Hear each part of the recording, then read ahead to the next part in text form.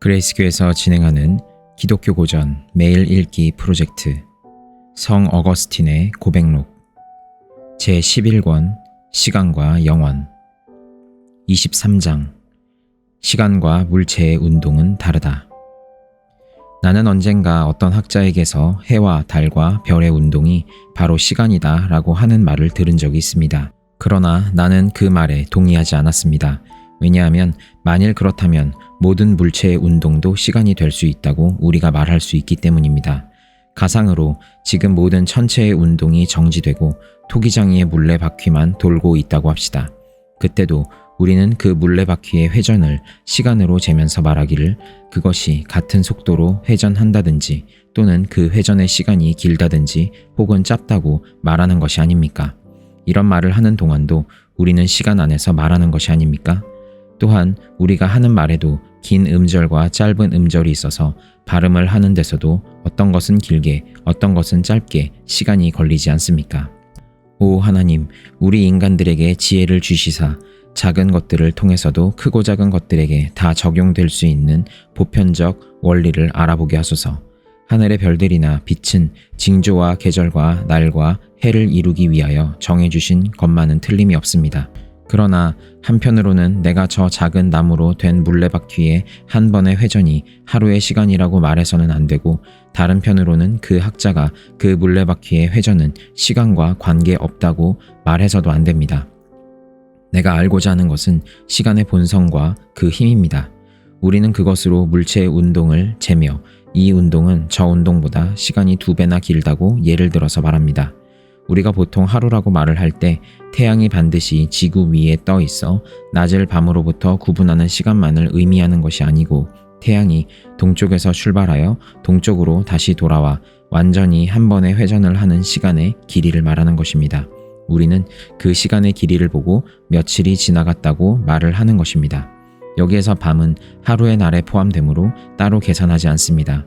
이렇듯 하루라고 하는 것은 태양이 동쪽에서 동쪽으로 그 궤도를 완전히 한 바퀴 도는 시간이므로 나는 다음과 같은 질문을 할 수 있습니다.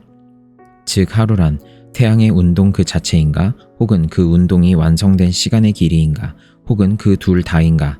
라는 질문입니다. 만일 태양이 궤도를 한 바퀴 도는 그 운동이 하루를 이룬다면 태양이 1시간밖에 안 되는 짧은 시간에 그 운동을 끝마쳐도 하루가 되어야 할 것입니다. 만일 태양이 그 궤도를 한 바퀴 도는 시간의 길이를 하루로 여긴다면 태양이 그 궤도를 1시간에 한 바퀴 돌아도 그 1시간이 하루가 되어야 할 것입니다. 그러나 실은 그 1시간이 하루가 될 수 없습니다. 그 경우에 정말 하루가 되기 위해서는 태양이 궤도를 24번 돌아야 합니다. 또한 만일 2가지, 즉 태양의 운동과 그 운동에 걸리는 시간이 하루를 이룬다고 해도 그것이 정말 하루가 될 수 없습니다. 왜냐하면 만일 태양이 그 궤도에 한 바퀴를 1시간에 다 돌았다고 해도 그것이 사실 하루가 될 수 없고, 또한 만일 태양이 운동을 멈추고 서 있는 동안 태양이 보통 아침에서 다음 아침 때까지 한 바퀴 돌 때 걸리는 시간이 경과했다고 할지라도 그것은 하루가 될 수 없기 때문입니다. 그러므로 내가 묻고자 하는 것은 하루라고 하는 것이 무엇인가가 아닙니다. 내가 오히려 묻고 싶은 것은 시간이란 무엇인가입니다. 왜냐하면 우리는 태양의 회전의 운동을 시간으로 재고 있기 때문입니다. 그래서 만일 태양이 그 궤도를 12시간에 한 바퀴 돌았다고 해도 우리는 말하기를 태양이 궤도를 한 바퀴 돌 때 보통 걸리는 시간의 반밖에 걸리지 않았다고 말합니다.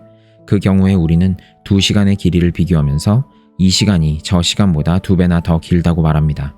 그러기에 나는 천체의 운동이 바로 시간이라고 주장하는 사람의 말도 받아들이지 않습니다. 왜냐하면 어떤 사람 여호수아가 전투에서 승리를 거두기 위해 태양을 멈추어 달라고 기도했을 때 태양은 멈추어졌어도 시간은 여전히 흘러 지나갔기 때문입니다. 그 전투는 필요한 시간 동안에 계속하다가 끝났던 것입니다. 그러므로 나는 시간을 어떤 종류의 분산 혹은 팽창이라고 봅니다. 그러나 내가 정말 시간을 그렇게 이해하고 있습니까? 그렇지 않으면 내가 그렇게 이해하고 있는 것처럼 생각하고 있습니까? 빛과 진리가 되시는 당신께서 나에게 보여주소서.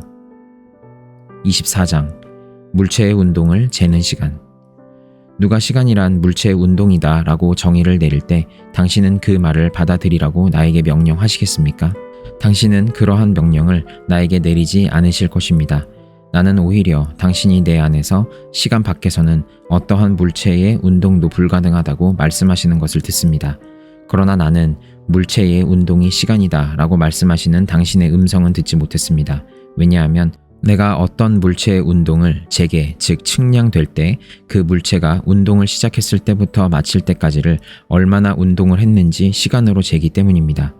그러나 만일 그 물체가 언제 운동을 시작했고 언제까지 운동을 계속하다가 끝마치게 된 것을 볼 수 없다면 나는 그 물체의 운동을 잴 수 없습니다. 다만 내가 할 수 있는 것은 내가 운동을 보기 시작했을 때부터 보기를 마칠 때까지의 시간을 잴 뿐입니다.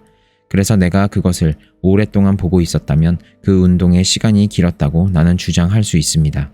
그러나 나는 그 시간이 얼마나 길었는가 말할 수는 없습니다.